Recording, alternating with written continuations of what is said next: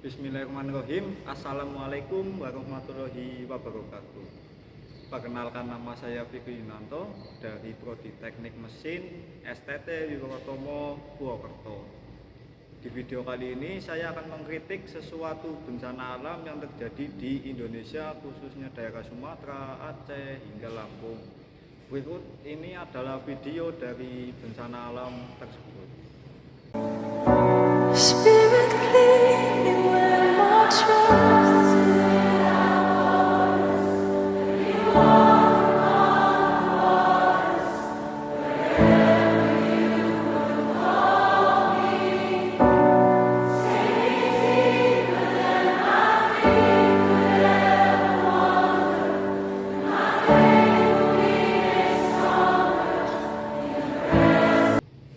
Oke, di atas adalah video dari bencana alam yang terjadi kemarin yang merenggut banyak korban jiwa. Di sini saya akan mengkritik sedikit terkait dengan bencana alam tersebut.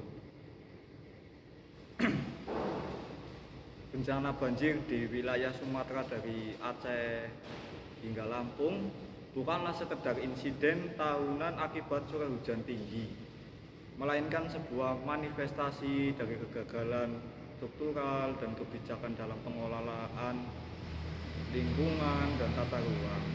Fenomena ini bertransformasi dari ancaman alam menjadi krisis yang diinduksi oleh manusia, human induced crisis.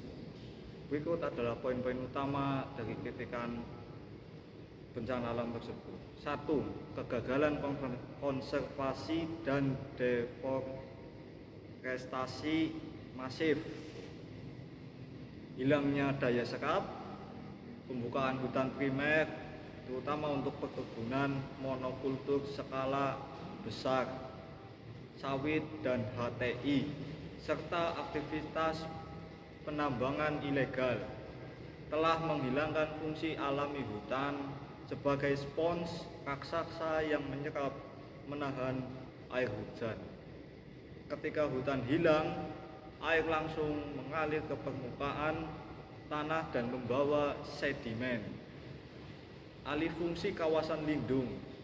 Sering terjadi alih fungsi kawasan lindung dan daerah aliran sungai tanpa pengawasan yang ketat atau penerbitan izin yang kontroversial. Banjir yang terjadi kini membawa material kayu, lumpur dengan jumlah yang besar, menunjukkan kerusakan parah di daerah hulu. Buruknya tata kelola DAS dan sedimental sungai. Sungai-sungai di Sumatera seperti Sungai Batanghari, Musi, dan Siak mengalami pendangkalan yang parah akibat manusia. Pengerukan yang terlambat. Program normalisasi dan pengerukan sungai seringkali bersifat reaktif setelah banjir dan tidak berkelanjutan. Kemudian yang ketiga, kebijakan pembangunan yang tidak ramah lingkungan di wilayah hilir dan perkotaan. Banjir diperparah oleh kebijakan tata ruang yang abai terhadap daya dukung lingkungan, betonisasi dan drainase buruk, pembangunan infrastruktur perkotaan, jalan, bangunan seringkali menutupi permukaan tanah dengan beton atau aspal. Pembangunan di sempadan sungai.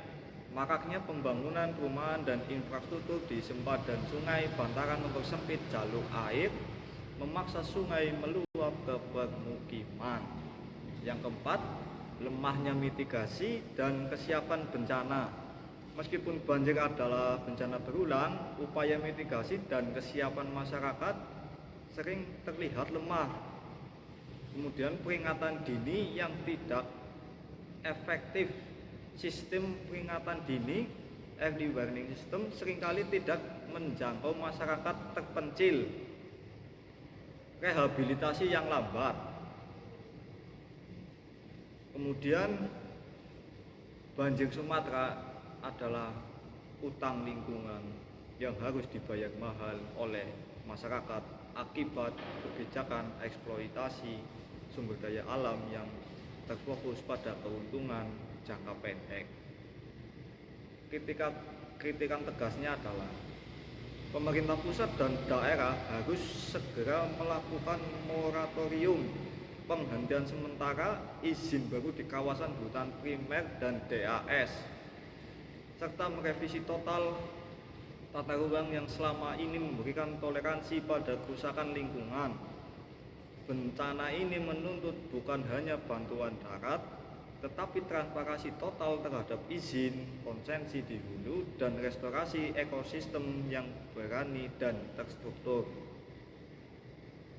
Tanpa perubahan kebijakan yang fundamental, bencana banjir akan terus menjadi siklus abadi yang menenggelamkan harapan pembangunan berkelanjutan di Sumatera, Aceh, dan sekitarnya. Demikian